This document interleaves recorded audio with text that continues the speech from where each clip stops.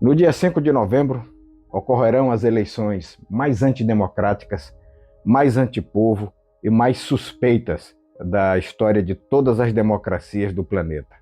São as eleições presidenciais nos Estados Unidos.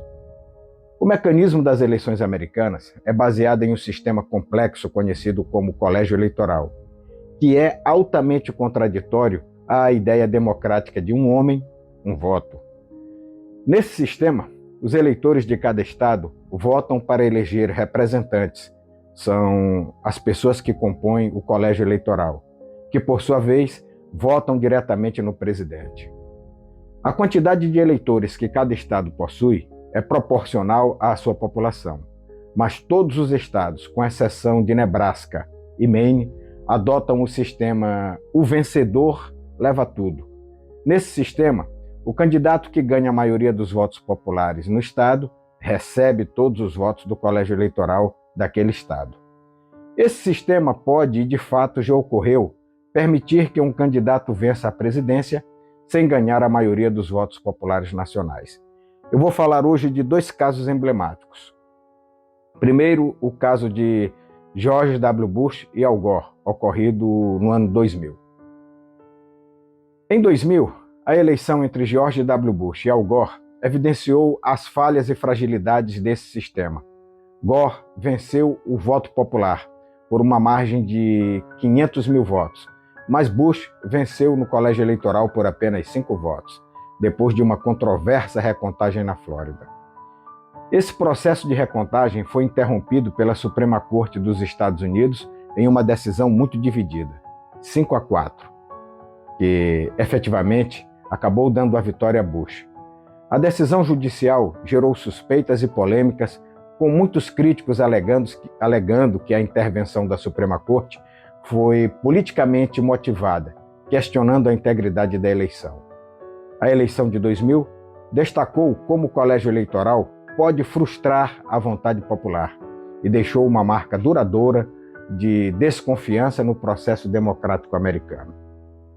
Outro caso emblemático e recente é o caso de Donald Trump e Hillary Clinton, acontecido em 2016. Em 2016, a eleição entre Donald Trump e Hillary Clinton revelou novamente a disparidade entre o voto popular e o resultado do colégio eleitoral. Clinton venceu no voto popular por quase 3 milhões de votos, mas Trump garantiu a presidência ao vencer estados-chave com margens muito estreitas, conquistando a maioria no colégio eleitoral. Esse resultado reacendeu debates sobre a legitimidade do colégio eleitoral, com críticos argumentando que o sistema distorce a representatividade democrática, permitindo que candidatos com menos votos populares se tornem presidentes da República. Isso tem uma história longa, que é o temor das massas, que isso aí está na raiz do sistema eleitoral americano. O colégio eleitoral reflete um profundo temor que os fundadores dos Estados Unidos tinham da chamada tirania das maiorias. Figuras como James Madison, Alexander Hamilton e outros criadores da Constituição acreditavam que as massas, ou o povo comum, poderia ser facilmente manipulado por demagogos, e a justificativa é que eles temiam que a maioria pudesse impor sua vontade de forma opressiva às minorias e ao país como um todo.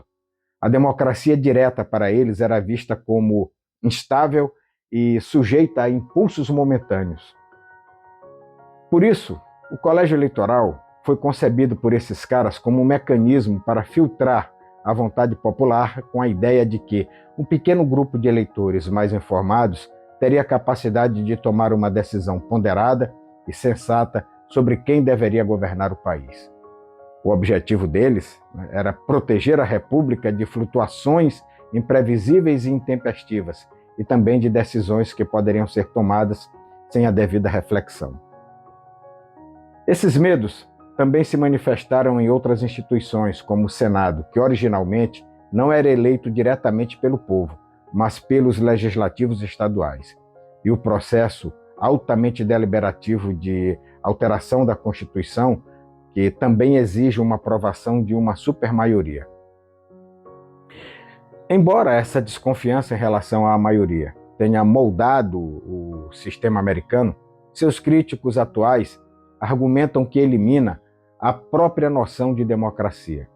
As vitórias de Bush e Trump, apesar de terem recebido menos votos populares do que seus oponentes, demonstram como o colégio eleitoral pode levar resultados que não refletem a vontade da maioria, não refletem a vontade popular.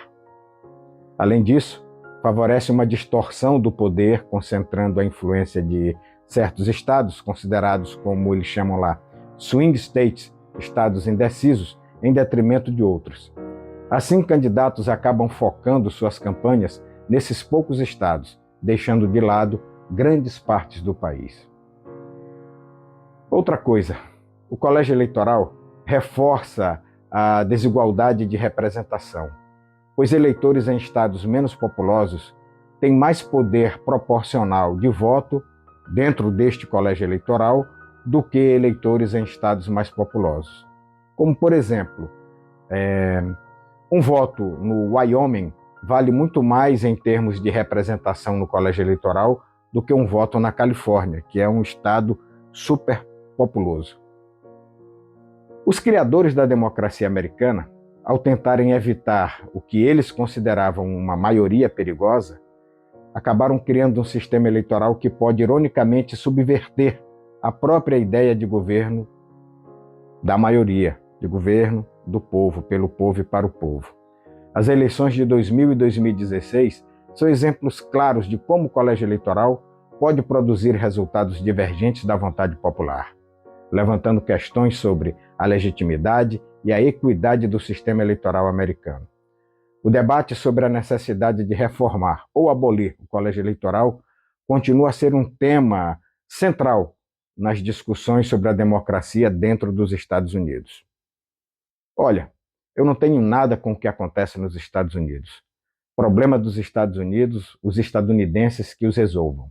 Mas como eles gostam de meter a colher em todo lugar, gostam de interferir na vida de todos os países, de todos os povos, eu me senti no direito de fazer aqui uma pequena explanação, de forma bem simples, de como é o sistema democrático deles, que falam tanto em democracia. Mas, na verdade, o que eles querem mesmo é roubar os outros povos. Democracia para eles é um governo fraco, sujeito que esteja alinhado aos interesses deles para que eles possam levar vantagem. Então não tenho absolutamente nada com o que acontece lá, é problema deles.